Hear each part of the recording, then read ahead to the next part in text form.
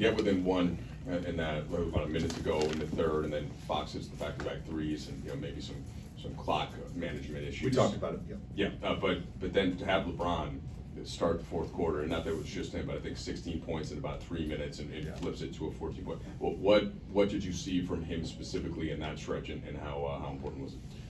Yeah, I mean, we've talked about our end of quarter stuff a few times, and the guys, I just think we just had a momentary lapse when we got that offensive rebound. I'm going to talk about LeBron in a second, but coming out of that timeout at the end of the third, we're down 7, and Dalton hits that 3, cuts it to 4. So all I think the angst that we felt in ending that quarter that way, that was a big shot. Dalton was over there in his warm-ups, just kind of casually stretching. I said, "Hey, are you ready to make a shot?" He said, "I'm always ready." I wish that shot was a little more open, but he has the ability to just hit tough ones, and then to just get that performance to start the fourth from LeBron. I mean, what can you say? We've all been very fortunate to watch his greatness for so long, and the fact that he's able to keep doing it, it's actually insane. It's actually insane. But we executed really well in the fourth.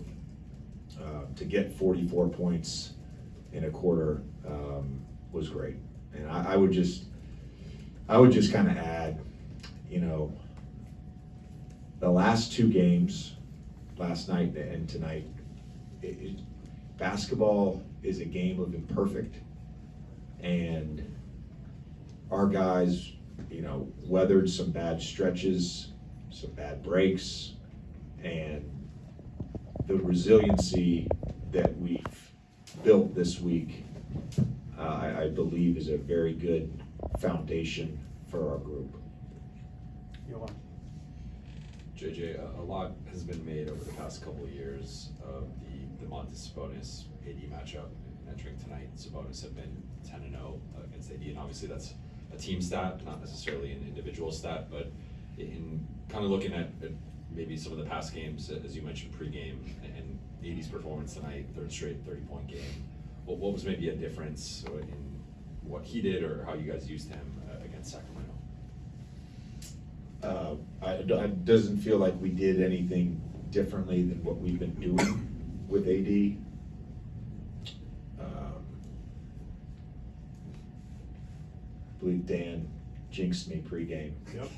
Because he made me talk about our ball control, and then it was a mixed bag actually of the 19 turnovers, and some were because of their physicality and pressure. I thought they really came in with a really good game plan to be disruptive. Started on the first few possessions. It was very noticeable. Some was our own. Some was our own just poor decision making. And so, sometimes in a game, those things are happening, and you can kind of lose sight of the execution piece and the game plan piece because the live ball turnovers really hurt you.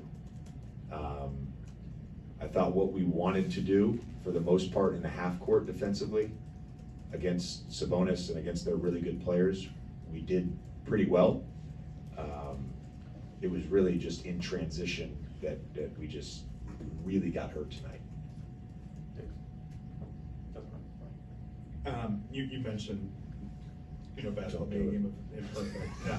Well, maybe. I mean, we'll see what happens on Monday now. In the fourth, LeBron and AD, 11 for 11 combined from the field.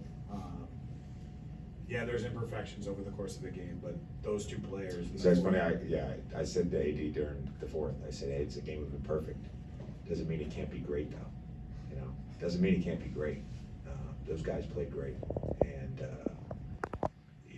again, we're fortunate. We're fortunate for our group that we have 2 of the best players in the world. Those guys showed up tonight, and I thought AR as well. Just we had him AD in that angle pick and roll, which we haven't even ran that. Like, we've gotten to that through motion, but to just come down and be static. We did that a little bit with LeBron and AD as well, to come back down and be static. That is a testament to how good all three of those guys are. I didn't mean to interrupt you, Tim. No, that's good. That's fine. I just didn't want you to put something out in the universe that I didn't want. I mean, I've got some ideas. When you were playing, was there any point when you were, on a team like, say, Philadelphia or whatever, that had aspirations of winning it all, and surveying the other opponents around the league, and did you think that LeBron reign was over at any point? I mean, was there any ever like conversation that you had where, that's not going to be a hurdle that we have to get through in order to achieve the goal, or has he always kind of held that mantle? He was always lurking, for sure. He was always on your radar. When I was in Orlando and he was in the East, you knew you had to go through him. Certainly had to go through the Celtics as well, but he was there. When I was in Philly that first year, we knew he was there. I believe that was the year they kind of made a bunch of deals at the deadline and just basically played 4 shooters around him and ended up beating Boston in Game 7. I go to New Orleans and they trade for AD and he's there again. He's lurking. Yeah. As you would put it in your previous life, obviously you faced LeBron as a player on the opposite side. What was it like watching him go on one of those heaters on your side? And also, do you feel like you've learned anything about him in your short time as a coach that you didn't already know from podcasting with him or playing against him? Look, I think in general,